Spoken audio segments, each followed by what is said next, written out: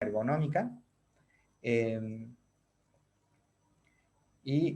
También existen otro tipo de materiales como los magnéticos, que son partículas que pueden ser metálicas o no metálicas, que tienen la capacidad de manipularse con campo magnético y por ende se pueden utilizar para imprimir piezas similares a imanes. Por último, en lo que son los filamentos especiales, les voy a comentar respecto al filamento multicolor. Hay filamentos que de acuerdo a los componentes que tenga, va a cambiar de color con la humedad o con la luz. Hay alguien que abrió un audio, que por favor alguien lo puede mutear.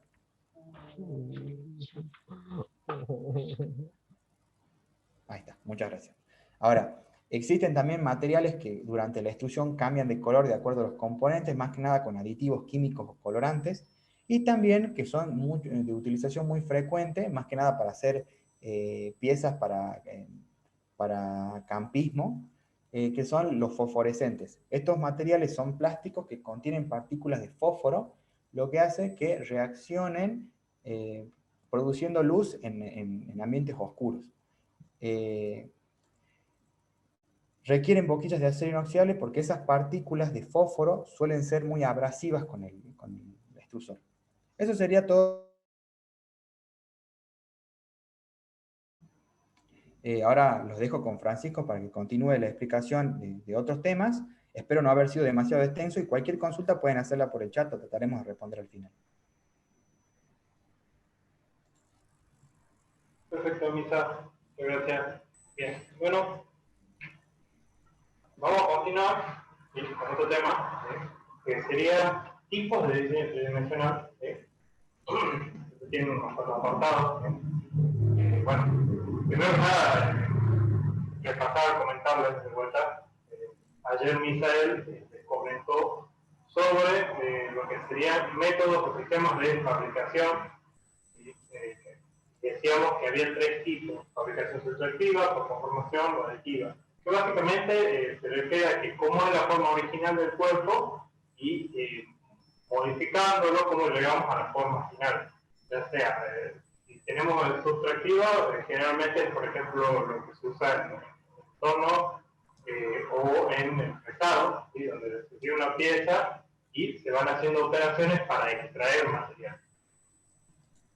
Otro tipo son la conformación, ¿sí? Que básicamente es la unión de distintas partes, y la fabricación aditiva, que es agregando material, ¿sí? Que justamente la impresión 3D es el tipo de fabricación aditiva. Bueno, bajo esta misma lógica también se puede diseñar, ¿sí? Puede tener esos tres tipos de diseño.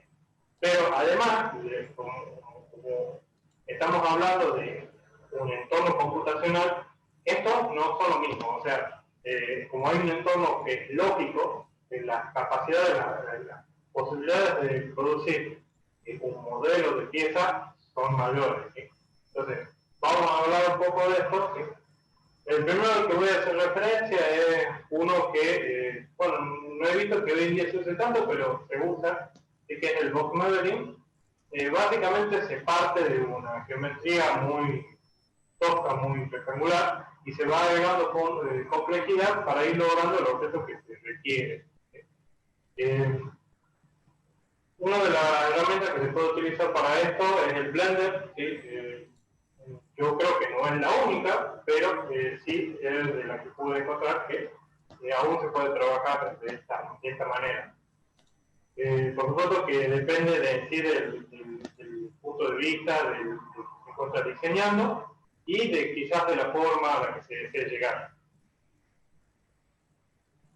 Otro tipo, van a encontrar mucha información ahora, que se encuentra bastante en desarrollo, es el sculpt modeling. Básicamente esculpir es muy parecido a lo que se hace en arcilla, ¿sí? Nada más que se utiliza un programa que parte de una geometría simple y se va agregando detalles.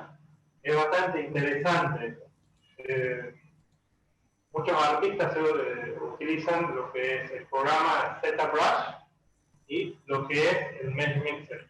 El MES Mixer está mucho más orientado a lo que es impresión 3D y el ZBrush está más orientado a lo que es creación de personajes, ¿sí?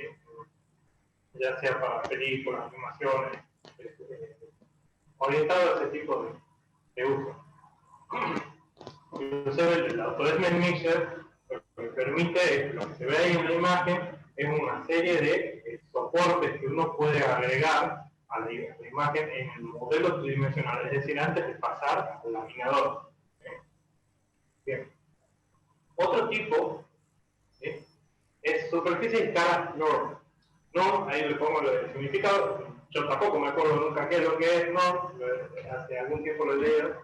Pero básicamente, ¿sí?, son formas geométricas en el espacio que no siguen del todo una forma racional y se basan en ciertos parámetros de puntos. Y no sé si conocen lo que es una spline en 2D. Una spline en 2D básicamente sigue una serie de puntos y desde los puntos se toman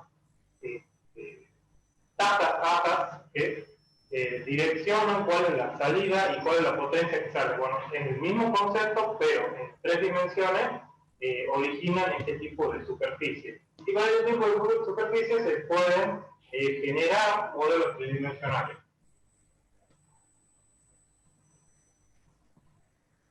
Bien, textos. Esto es muy llamativo y suele ser incómodo trabajar con este tipo de modelado, pero se encuentra bastante en impresión 3D, sobre todo para proyectos que son código abierto y que la intención es compartir el archivo de tal manera que sea fácil dar una personalización, es decir, que el modelo llegue a un usuario final, ¿sí?, compartido de forma gratuita, y que esta persona sea capaz de modificar directamente desde el archivo las medidas a lo que sería lo que requiera esta persona que tendrá el modelo final. Los parámetros que puede requerir dependerá, por supuesto, de lo que prevea que ha hecho el diseño original.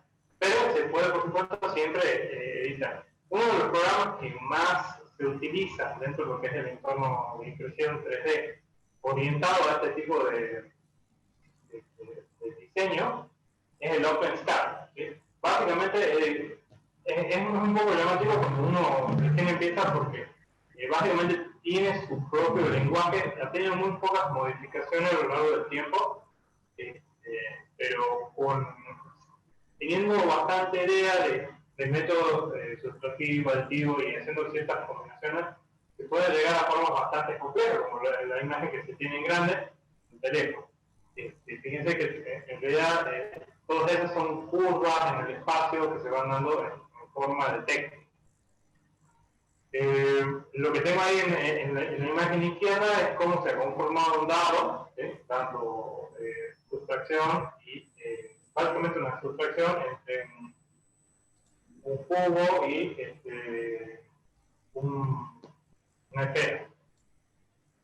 Bien. No somos un prototipo, también tenemos otras técnicas como el uso de simulación de partículas y fluidos. ¿Sí? Con esto, básicamente, se obtienen modelos bastante complejos, ¿sí?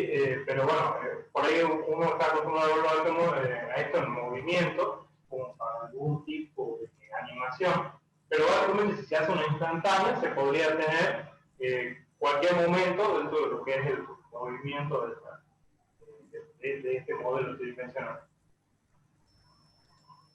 Bien, ahora, esto quizás sea lo más importante dentro de el diseño de relación a la edición 3D. No importa el tipo de modelo que tengamos, lo que va a hacer seguramente el camino a seguir va a ser transformar el archivo que tengamos originalmente, sin importar mucho en qué tipo de qué tipo de manera lo hayamos obtenido el modelo, se lo convierta a un formato llamado STL. El formato STL, ayer llegué a mencionar un poquito, en los años 80 fue creado justamente para resolver una necesidad frente a lo que era los primeros modelos de impresión 3D. No son el mismo, no son el mismo tipo de tecnología que se conoce hoy en día. En ese momento, lo que se encontraba, lo que se estaba produciendo, que estaba en investigación, era la estereolitografía. Que en realidad, ahí está, en 1986 es cuando en realidad surge una patente, pero en realidad de unos años anteriores que se viene trabajando. El otro nombre que se le suele dar a STL es decir que es un lenguaje estándar de triángulo, justamente. Unificando, combinando triángulos o lo que se llama facetas, ¿sí? Se le dice faceta justamente de face, cara, en inglés. Combinando triángulos se puede llegar a una fórmula. Y por supuesto que dependiendo de la densidad de triángulos que tengamos, se puede obtener un mejor objeto, más cercano a lo que uno desearía, ¿sí? Pero el problema es que mientras más detalles tengamos, más pesado es el archivo.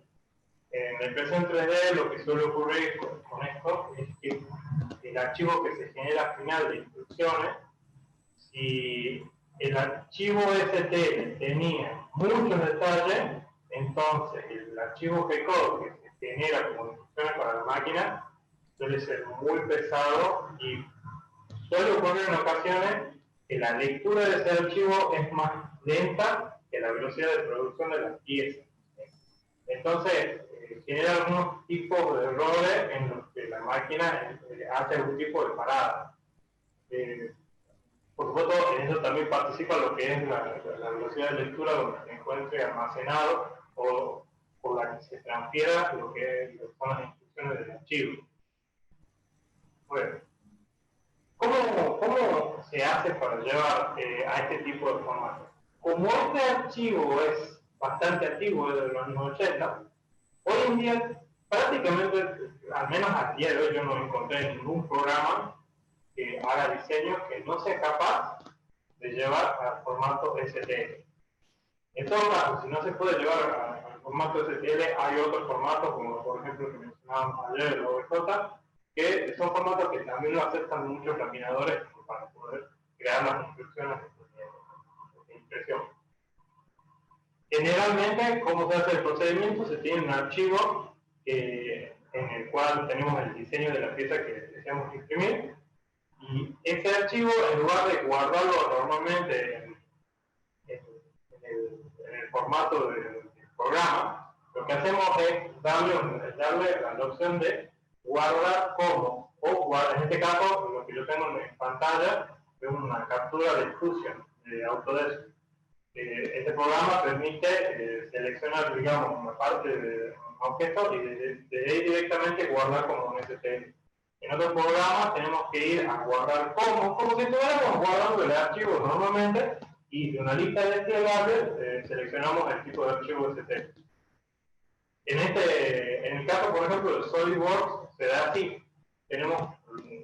Cuando vamos a dar la opción de guardar como, generalmente por defecto nos aparece el tipo de archivo de SolidWorks, pero desde un desplegable podemos seleccionar una de las opciones que es STL.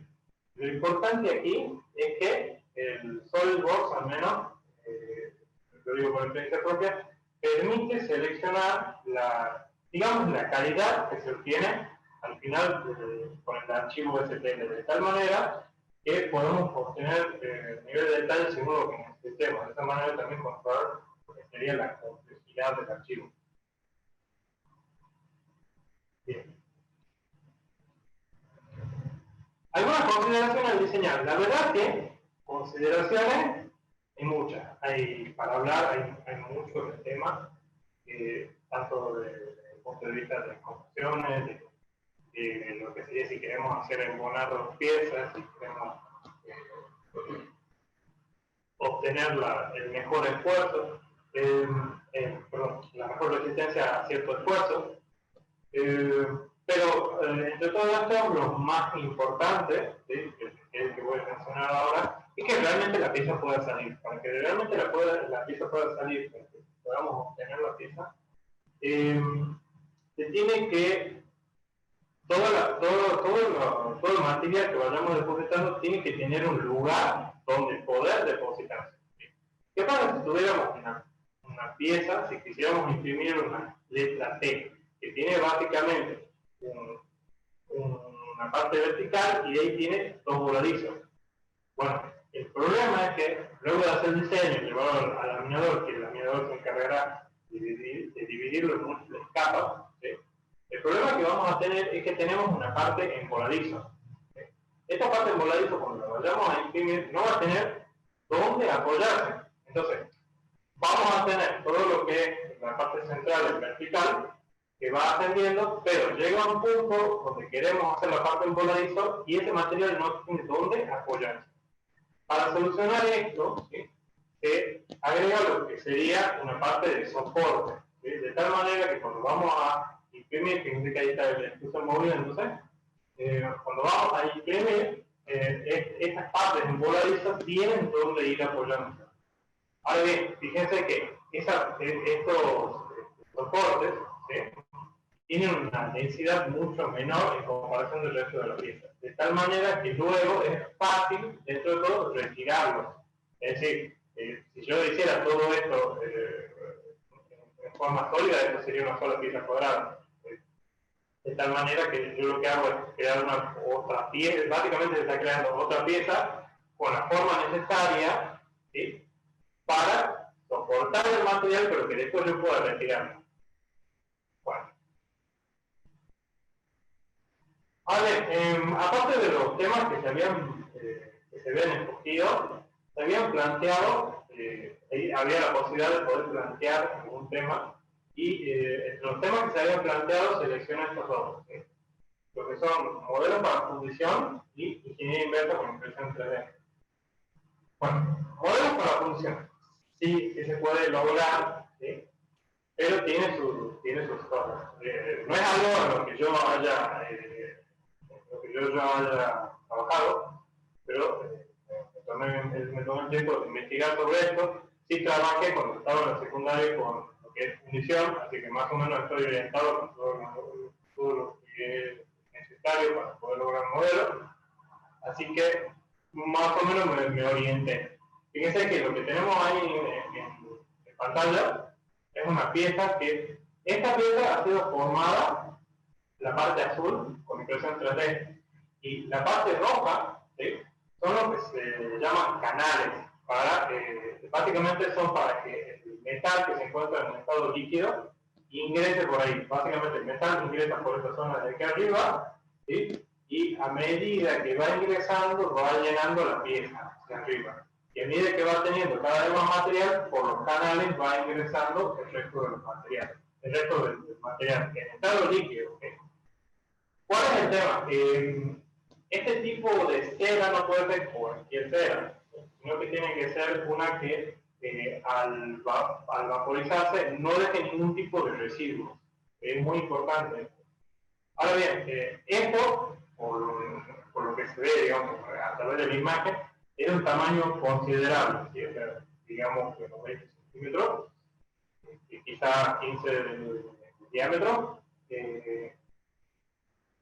Veamos que ahí tenemos una imagen de cuando se coloca, esto es aluminio, ¿sí?, cuando se forma la producción, en este caso, ¿sí?, al ingresar el aluminio líquido, básicamente se come lo que es la cera. Por eso decimos que este tipo de fundición es con modelo de cera perdida. Ahora bien, para obtener el tipo de modelos de estos, ¿sí?, se utiliza lo que sería la tecnología BJ. A ver, nosotros la tecnología de la que estuvimos hablando ayer y hoy es FDM, ¿sí?, User Deposited Material, material depositado por fusión. La tecnología BJ lo que hace es, de la misma forma, en forma ordenada y en capas, va agregando aglutinantes. En este caso, utiliza aglutinantes en forma de cera, ¿sí?, de tal manera que se obtiene el modelo de aquí. Fíjense que el resultado es bastante óptimo. Bueno, ahora bien, esa es una escala. También tenemos en otro tipo de escala, ¿sí? Lo que sería, también es con redes especiales, ¿sí? Que no dejan residuos. Modelos complejos, por ejemplo, en este caso son anillos, ¿sí? Pero bueno, puede ser cualquier cosa relacionado a lo que es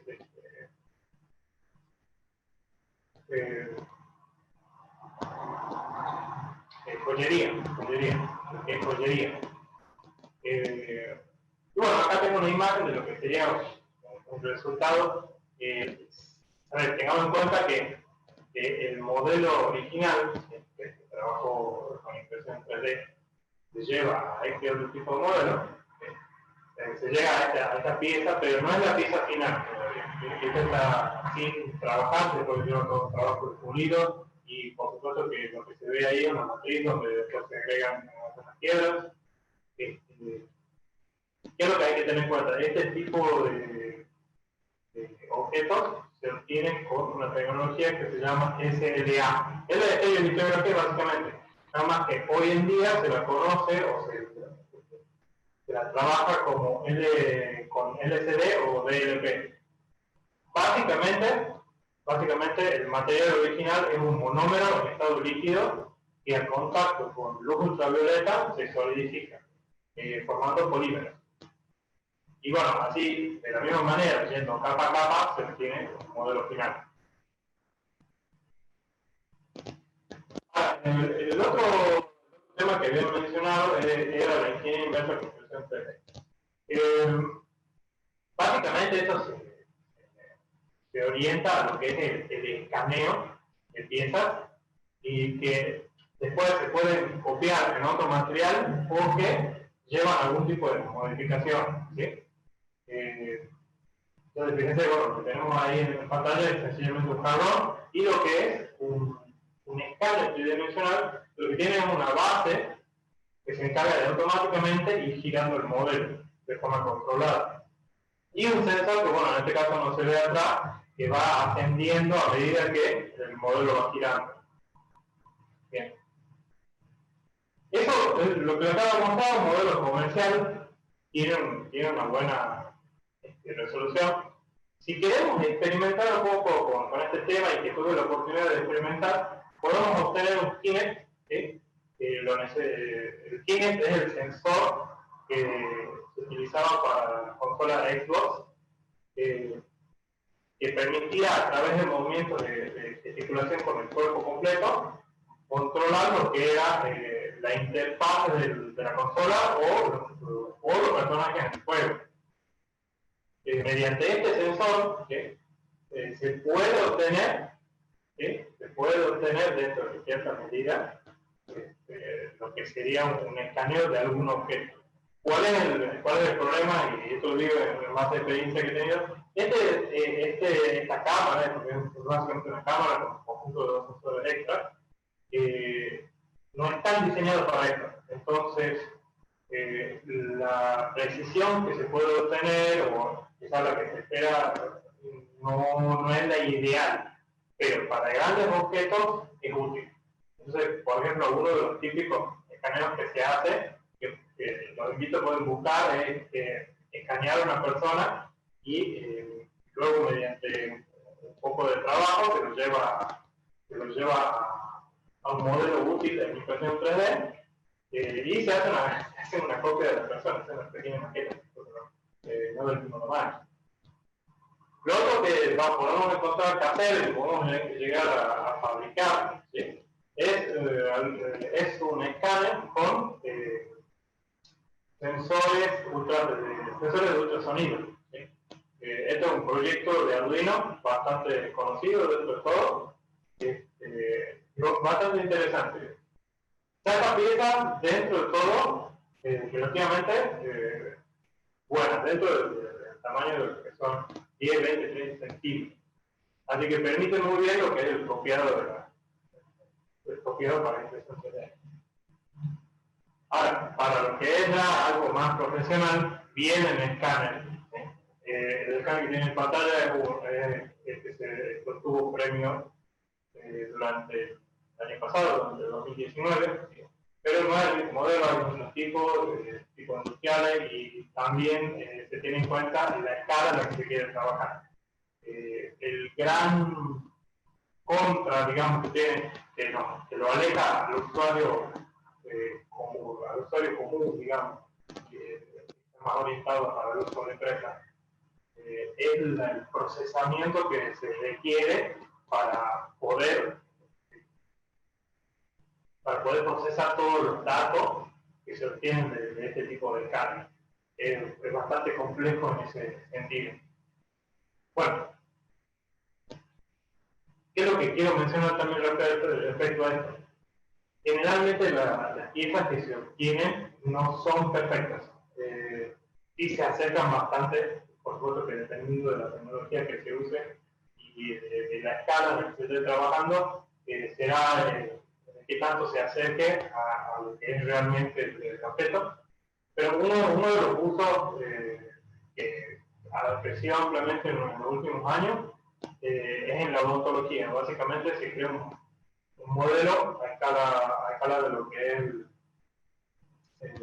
el interior de la boca, ya sea bueno, la zona del paladar o la zona inferior.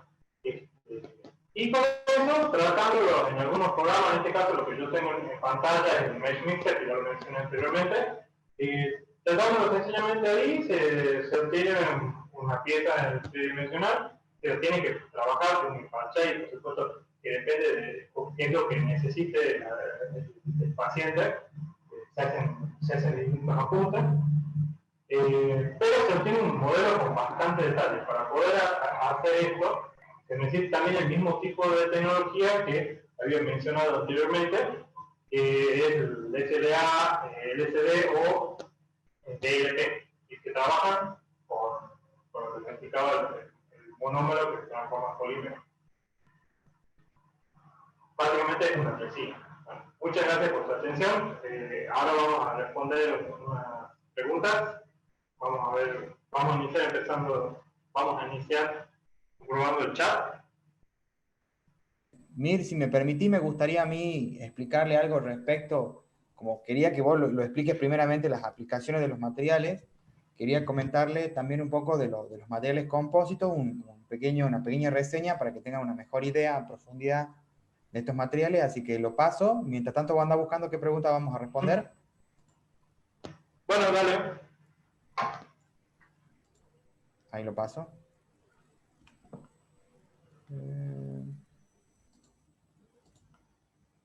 Ahí está.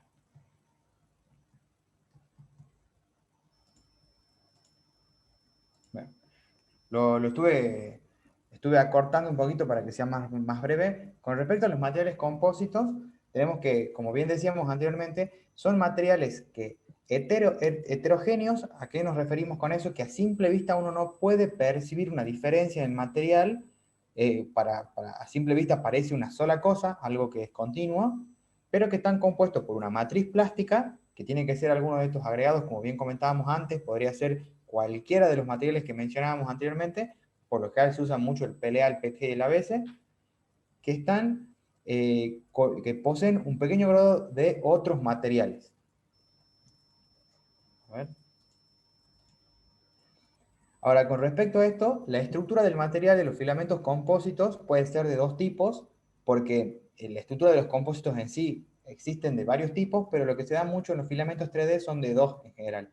Los que tienen partículas, que son pequeñas cantidades de material que pueden variar, pueden ser un poco más grandes, un poco más chicas, no hay una granulometría definida, o sea, hay un pequeño rango de variación, o pequeñas fibras, que es el otro caso. En el caso de las partículas es lo más común, lo más frecuente, por ejemplo, en lo que eran los fosforescentes, que tienen partículas de fósforo, o en el caso de los que tienen metal o madera, porque tienen pequeñas partículas que pueden ser de una granulometría pueden ser de décimas hasta centésimas de milímetro, y luego tenemos los de fibra, que esos sí suelen ser pequeñas fibras conformadas por nanotubos, que pueden ser, por ejemplo, nanotubos de carbono, o en el caso de la fibra de vidrio, son pequeñas líneas de vidrio, vitrificadas dentro del material. Estas partículas modifican las propiedades del material, como bien decíamos antes, influye mucho el porcentaje. Lo que habitualmente tienen los materiales es un 10, un 20, un 30%. Por ejemplo, el PP, que es un material que contiene fibra de vidrio, que es un polímero con fibra de vidrio, tiene, por lo general se lo conoce como PP 30, que es de 30% de fibra de vidrio. Y acá abajo lo que les incluí fue una pequeña foto ya micrométrica que muestra, por ejemplo, a simple vista con una escala en 1 milímetro, cómo se aprecia el filamento en la figura de la figura A, y en la figura B cómo se aplica con 100 micras, que se pueden ver las fibras que componen al material, que están distribuidas en el propio plástico. Y por último, en cuanto a las aplicaciones, existe otra variación de materiales que no quería terminar sin explicarlo porque lo comenté ayer, que es lo que se utiliza actualmente, que es materiales de alta resistencia, o sea, estos materiales compósitos, o sea, con el agregado de fibras de refuerzo. Es decir, fibras de tejido que puede ser de fibra de vidrio, de aramida, que es el Kevlar, o de carbono, cuya resistencia es ascendente en ese orden, siendo la fibra de vidrio la menos resistente, pero la más económica, y la fibra de carbono la más resistente, pero la menos económica, o sea, la más costosa de todas, y que se puede ver abajo unas probetas hechas con impresión 3D, donde se pueden ver específicamente cómo la matriz plástica tiene una cierta translucidad, tiene un efecto translúcido, y se pueden ver las fibras que están. Por lo general, el Kevlar tiene esa peculiaridad que es un color amarillo, verdoso, y acá al costado se ven algunas aplicaciones, con unas impresoras especiales se logra eso, que imprime por capas y luego entreteje una capa de fibras y vuelve a imprimir, que se pueden lograr piezas de altísima resistencia. Eso más que nada como para que vean cuál es la aplicación y el desarrollo actual que tienen las impresiones como FDM, como lo que veníamos explicando. Y bueno, muchas gracias, como comentaba Francisco. Bien. Francisco, ¿querés responder vos la primera pregunta? Ahí, disculpa, ya tenía desactivado el micrófono. Hay una pregunta ahí de Enrique Waters, que supongo que se refiere a cuando estábamos hablando ya sea del filamento con fibra de carbono, de fibra de vidrio, que pregunta, ¿desgasta o degrada? Bueno. ¿Puedo aclarar la pregunta, si me permite? Sí. Sí. No, era cuando hablaba de los materiales plásticos, dijo que con la luz ultravioleta se desgastaban. Mi pregunta es si se desgastan o se degradan con la luz, y si se aplica a todos los filamentos plásticos o solo, por ejemplo, al de PLA. Mira, lo que yo tengo entendido que todos los polímeros, ¿sí?, se degradan con la luz ultravioleta. ¿Sí? Es decir, que es prácticamente inevitable. Lo que puedes hacer es siempre generar algún tipo de protección externa. Justamente la siguiente pregunta hablaba de lo mismo. Pregunta al respecto si hay algún tipo de pintura. Pues sí, fíjate justamente cuando tenés caños de PVC de agua, cuando están al exterior, no duran mucho, justamente el sol los ataca bastante fuerte y a pesar de que están diseñados para soportar de cierta manera la luz ultravioleta. No sé si hay algún polímero que resista realmente, es decir, que no se degrade frente a la luz ultravioleta, pero lo que siempre podés producir siempre lo que podés hacer es algún tipo de capa que lo proteja al polímero. No sé si me explico con esa pregunta. Bien, si me permitís, ¿puedo añadir algo, Mir? Con respecto a lo que yo decía en cuanto a si se desgastan o se degradan, se hace referencia a la degradación porque se va deteriorando, digamos, las propiedades que tiene el material habitualmente desde la capa exterior hacia el interior. Ahora, desgastan, si yo lo utilicé a forma de sinónimo, pero para aclarar, el desgaste sería más el propio por el contacto con otra pieza, como por la abrasión, o por la erosión que le pueda provocar que tenga, qué sé yo, por ejemplo, que tenga puesto un buje. El buje puede ir modificando la forma hasta que se suelte, pero hay que aclarar que a diferencia, bueno, que algo que tiene en común todos estos plásticos, es que por lo general no suelen ser degradables. Es decir, que como todo plástico, si yo lo arrojo en algún lugar, o va a demorar muchísimo para descomponerse, lo que va a contaminar el ambiente, o se va a descomponer, no, pero no descomponer, se va a degradar en pequeñas partículas de plástico que también contaminan, pero que ya no forman parte de un cuerpo como un todo. A eso es a lo que me refería. Salvo el PLA, que creo que es un plástico mal llamado de origen vegetal, ¿puede ser? Claro, está basado en el aceite Sí. vegetal, pero eso no implica, porque se han realizado estudios, eso no implica que no contamine. Es de origen orgánico, pero como tiene aditivos por los colores y todo, también contamina. ¿Sí? Pero, por ejemplo, Sí, esto está muy muchas buena la veces, consulta, porque también sirve para aclarar. Hay mucha gente que dice, no podés imprimir tal cosa de PLA porque se te va a descomponer como si fuera algo que es de cartón o que le va a dar el agua y se va a deshacer en el aire, y eso no sucede. Cuando uno refiere a que es como biodegradable, que está mal dicho porque algo tiene que estar bien evaluado para que sea biodegradable, es que va a perder sus propiedades y se te va a romper en partes más pequeñas que ya no te sirven. A eso es lo que uno hace referencia. pues, el PLA, particularmente el poliácido láctico, ¿sí? Lo que tiene no es en sí que se degrada, sino que pierde ciertas propiedades. Justamente con la humedad ambiente se rigidiza demasiado. Entonces empieza a impresa en 3D, generalmente si tiene algún tipo de esfuerzo, empiezan a fallar mucho, sobre todo, por ejemplo, a la tracción. Esto, más que nada, perdón, a la flexión. A la flexión. Esto más que nada porque al encontrarse cada vez más rígido y obligarlo a deformarse, va perdiendo lo que sería la interrelación entre las distintas capas que se va depositando. Y en sí el material cada vez más rígido, rigidez es sinónimo de quebradizo. ¿Sí? Lo mismo pasa, por ejemplo, con el vidrio. El vidrio es un material muy rígido, ¿sí? Pero con un golpe se puede partir.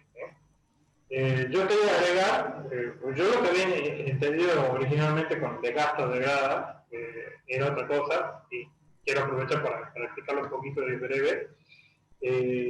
Misael ahí entre los materiales que mostró fibra de vidrio, fibra de carbono y mostró también fosforescente. En estos tipos que acabo de mencionar, siempre se necesita una boquilla especial, generalmente de acero inoxidable. ¿Sí? ¿Por qué? Los filamentos de tipo que son compósitos y que tienen algún tipo de material que son más duros, tienden a desgastar lo que es la boquilla, justamente por roce. En su matriz se encuentra un material que es más duro de lo que generalmente el plástico que se utiliza, entonces literalmente va raspando lo que es la boquilla. Y en cambio hay otro tipo de material, como por ejemplo el plástico fosforescente que brilla en la oscuridad, ¿sí? Que literalmente tiene fósforo. Y al ser, justamente al encontrarse en temperatura, se combina con mayor facilidad con lo que es el bronce de las boquillas normales, y entonces las va degradando, las va consumiendo químicamente hablando. Eso hay que tener en cuenta, son dos tipos diferentes de Dice, atacar el aceite. aquí hay una consulta que dice, con respecto si existe algún filtro de limpieza de filamento antes que ingrese al extrusor y si se le puede echar algún tipo de aceite. Justamente es lo que comentábamos anteriormente. No te conviene usar ningún tipo de aceite porque vas a perder la adherencia de capas. Se dice, que ya lo comentamos en la clase anterior, que la adherencia de capas suele ser, la resistencia en X y en Y suele ser el valor de 1, y que en la adherencia de capas es de 1/3. Si vos tenés aceite, es mucho menor, es menor a la décima. Entonces vos simplemente vas a sostener la pieza y la vas a separar con la mano como si fuera un mazo de cartas. No se van a pegar en ese sector donde haya aceite. Lo que sí se puede hacer, que yo he visto en internet, que es verdad, es que existen unas especies de limpiadores, son pequeñas barritas, como si fuera un pasahilo que le ponen al filamento, donde ponen una esponjita. Ahora, si vos pones la esponjita para que el filamento se te limpie del polvo que pueda haber, o de alguna impureza que pueda tener, está perfecto. Ahora, si le pones a la esponjita aceite, vas a imprimir a mucho flujo, pero vas a imprimir capas separadas, porque no se te van a pegar muy bien. Luego hay otra pregunta. Esa es una. Pablo, déjame agregar una cosita más. Esa es una de las cosas que también hay que tener en cuenta cuando se guarda el filamento, que es el polvo ambiente. Por eso es necesario guardarlo dentro de lo que es la misma bolsa protectora que viene, se la cierra lo mejor posible y se pone en un lugar que esté lejos de la luz y la humedad, y ahí tienden a durar bastante. Eh, ¿Cuál es el problema del polvo ambiente? Si ingresa justo con el filamento, se va a ir depositando dentro de lo que es el extrusor o va a salir junto con la mezcla de plástico. En cuanto a los aceites, que si se puede colocar algún tipo de aceite o algo, ten en cuenta que los fabricantes de filamento hacen una mezcla de plástico que justamente mejora las capacidades del plástico para poder ser depositado, para poder ser fundido y depositado, y que a la vez no pierda sus propiedades, es decir, al ser calentado no se arruine. ¿eh? Y si vos estás agregando aceite, entonces ya estás modificando las proporciones del mezcla. Bueno, hay otra consulta aquí que dice, cuando arrancaron, les tocó perder material por no tomar precauciones del almacenaje necesario. Respuesta, sí, yo perdí un par de rollos porque se resecaron. El material era tan quebradizo que cuando se imprimían las mismas piezas, si bien estaba unida, con pequeños golpes se separaba, y era porque era ese filamento. Incluso hice la prueba y nos pasó, este también nos pasó en un filamento del laboratorio, que esto fue un filamento que no quedó muy bien cerrado en la bolsa, era un PLA translúcido, ¿no, Francisco? Era un PLA transparente, que uno lo agarraba y cuando intentaba curvarlo o sea, cuando uno carga el filamento, por lo general le corta la puntita como a 45 grados para que ingrese más fácilmente, uno intentaba estirarlo el filamento del carretel para poder cortarlo y se quebraba. Se quebraba en tramos de 20 centímetros y ya queda inutilizable el filamento.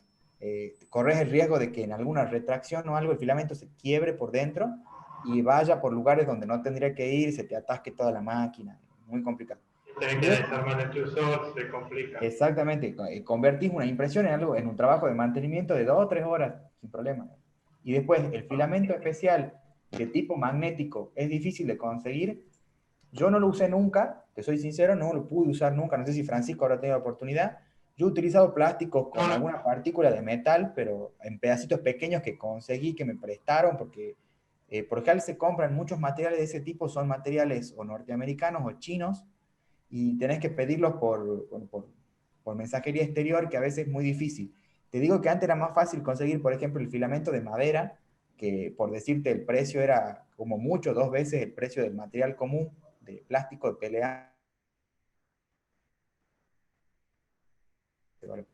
Y ahora está como a 6 veces, porque no se consigue, y se consiguen pequeños rollos de 250 gramos, que no te alcanza para hacer algún producto considerable, sino algún llaverito, una cosita así.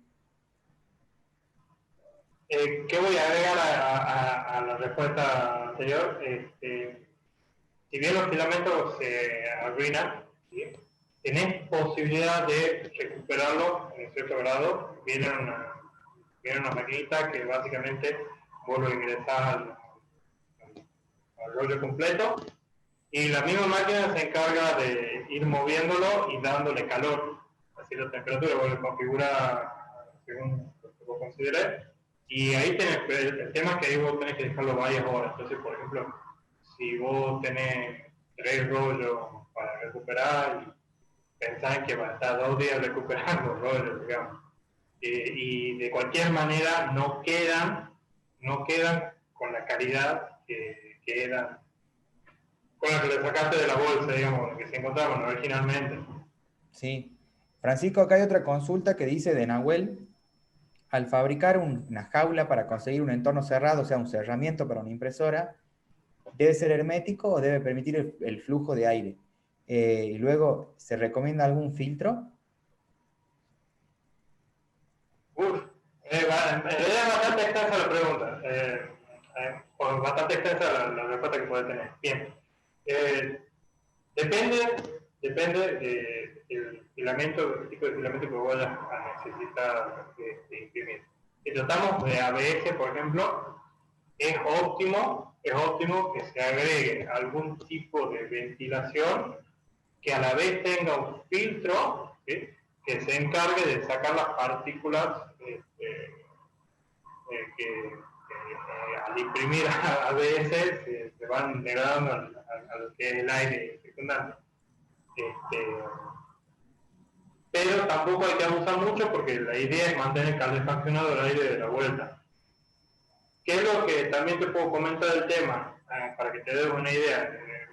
Podés tener una circulación de aire, como también puede que no. Hay algunos que, para reducir lo que es el ruido por las vibraciones de la impresión 3D, hacen todo un cerramiento y lo tratan vacío.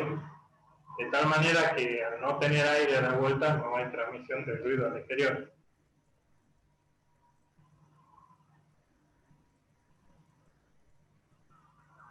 ¿Puedo hacer una acotación? Sí, Bueno, sí. Bueno, un poco también lo que yo he visto, que por ahí mucho se hace para controlar justamente, como decía, lo que es la temperatura atmósfera, digamos, por llamarlo de alguna manera, que rodea a la impresora cuando se utilizan más que nada ciertos materiales, para evitar dos cosas que suelen suceder dependiendo con qué material se imprime, que son el warping y el cracking, que son, uno es cuando se despega el material desde la cama por un enfriamiento, no de las primeras capas, sino las capas sucesivas. Al enfriarse a una velocidad distinta, por diferencia de tensión, se contraen y despegan, por ejemplo, una punta, una esquina de un cuadrado, por explicarlo de un modo. Y después el otro fenómeno que se da, que es cuando sucede esto mismo, pero en distintas como líneas intermedias, en distintas capas. Supongamos están imprimiendo tal vez una taza, o un portalápiz cuadrado, un portalápiz prismático, y en distintos niveles se produce una leve como separación, que también se puede aumentar si es que utilizan algún aceite o algún químico para limpiar los filamentos, sumado a veces a este enfriamiento de las capas que hacen que varíen de manera distinta las tensiones de esas capas, produce esa separación, que es el que se llama cracking. Por eso muchas veces a veces también se ve que controlan la atmósfera, digamos, que rodea a la impresora. Es lo que yo por ahí he visto en su Claro, yo momento, estaban con el nylon lo que y te lo que puedo, usan para las impresiones de metal, porque hay impresoras 3D de metal que utilizan un polvo metálico y se va haciendo la unión de cada capa de polvo por un láser, y ahí a veces también controlan más que nada con vacío, como había claro, a comentado. ver, para explicar un poco, para que no LS mezclemos es los la conceptos, tecnología. para no mezclar un poquito los conceptos, muchas gracias, Enrique. Aclaremos esto, lo que estaba explicando Enrique eran de los fenómenos que se puede dar en la pieza. Los fenómenos son mucho más que dos, se pueden dar también el scaling, que es cuando se produce que directamente toda una hebra no salió o salió desfasada y no se pegó esa parte. Ahora, el cracking, para que también tengan una idea, aquellos que imprimen, también se puede dar porque no hay un flujo correcto de material. Entonces, a veces no es el enfriamiento en sí, sino de que el material que estoy depositando es inferior al que necesito, por ende se enfría más rápido o simplemente nunca se adhirió, y con el enfriamiento leve normal que tiene que tener, produce la contracción excesiva de la longitud y por ende una separación de la pieza. Entonces, el cracking puede ser no solo por un enfriamiento brusco, que es una brisa de viento, sino porque nunca hubo una adherencia real, entonces la pieza simplemente se deforma y se va hacia otro lugar, hacia donde no corresponde. Y con respecto a lo que hablaban del cerramiento, en sí lo que vos tenés que tener es una atmósfera controlada. Yo he tenido la oportunidad de trabajar con unas impresoras que son Delta, muy buenas de la marca Overlord, que las usa el INET. Vienen con una tablet incluida para configurar la pieza de impresión. Son muy buenas impresoras, vienen cerradas totalmente. Y esas impresoras no tienen un vacío adentro, digamos, no genera vacío ni tampoco tiene un ámbito totalmente aislado. Tiene un filtro de esto como los que usan los aire acondicionados o los climatizadores, un filtro de partículas gruesas, digamos, filtra el polvo, que era uno de los inconvenientes, y también filtra, o sea, también regula que la humedad dentro del área de impresión sea consistente. Tienen un ventilador interno de ventilación que permite un giro controlado del área de refrigeración, porque si vos no tenés nada de refrigeración, si vos colocás una pieza, por ejemplo, en una cama 65 grados, 80 grados, como no hay circulación de viento, la máquina no tiene cómo compensar un sobrecalentamiento de algún sector porque tiene mejor contacto con la pieza que otro, y capaz que en ese lugar se te deforma, se te produce como un pandeo de la pieza por el propio peso. Digo, son muchos los efectos, pero lo que vos tenés que lograr es que tu área de impresión sea controlada. Lo ideal sería que vos puedas cerrar los costados, por ejemplo, para que no te venga ninguna especie de aire, ninguna corriente de aire, eso ya está bueno. Y luego algún filtro para evitar que si vos imprimís con ABS o algún material que tenga algún aditivo que libere algún gas, algunas de esas partículas las puedas filtrar y no las respires vos. Eso sería lo principal. Y también por una cuestión de contaminación auditiva, si vos lo tenés contenido, podés imprimir a mayor velocidad y el sonido de los jerks, del motor, del frenado, de las aceleraciones, no te va a afectar tanto el ambiente de trabajo. Esas son simplemente las recomendaciones por lo cual vos vas a hacer un cerramiento. Ahora, pasando a la consulta de Lucas, que hay una consulta aquí que es muy extensa, no entendí bien a qué se refiere, si es que tienen o qué es lo que hacen, pero te puedo decir No, que no, las es metales, una afirmación, es una afirmación. claro, Es yo una con lo que iba a afirmación. decir es que Ahí, en las metalmecánicas actualmente se está utilizando, más que nada también en joyería, que es lo que comentaba Francisco, en el uso de la FDM, es que vos podés imprimir una pieza con una densidad de relleno del 5%, del 2%, de casi el 0%. Podés hacer una pieza, esa pieza colocarla dentro de un molde de arena para fundición, que es una arena especial que no tiene que tener humedad, sino van a tener una expansión explosiva del molde, digamos. Y luego verter el metal fundido que al estar en contacto con el PLA, que es un plástico tan sensible a la temperatura prácticamente baja, comparado un metal fundido está arriba de los 800 grados, arriba de los 1000 grados, al entrar en contacto con un objeto que no tiene más de 50 grados, lo primero que hace ese material es evaporarse directamente.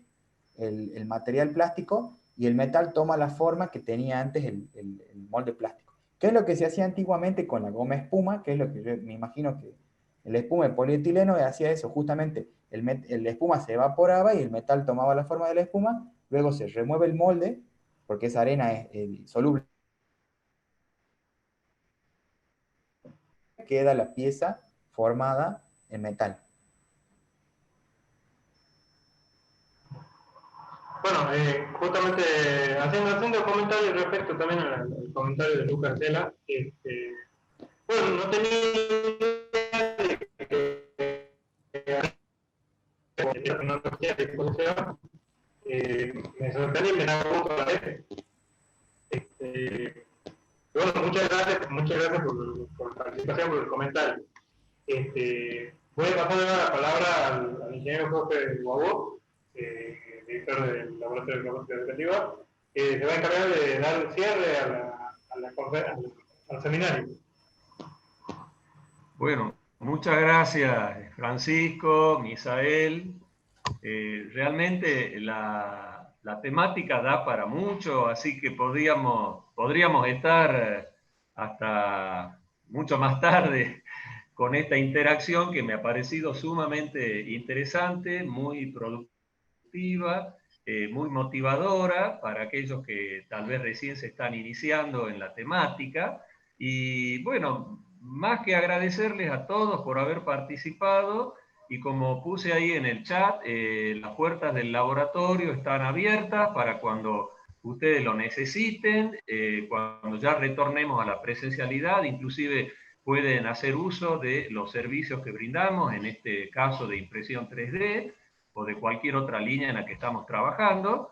y siempre está abierta la posibilidad de un curso para profundizar estos temas, que también puede ser a requerimiento y a medida de las necesidades, así que estamos siempre abiertos a escuchar las propuestas y a poder en alguna medida satisfacer las necesidades que se van dando en las distintas áreas de la facultad. Así que bueno, muchas gracias a todos, ¿eh?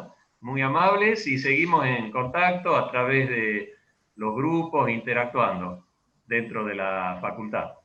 Muchas gracias a todos, que tengan un buen fin de semana. Muchas gracias, que tengan buenas noches. Que tengan buen fin de semana, tenemos el lunes feriado. Bien, nos vemos.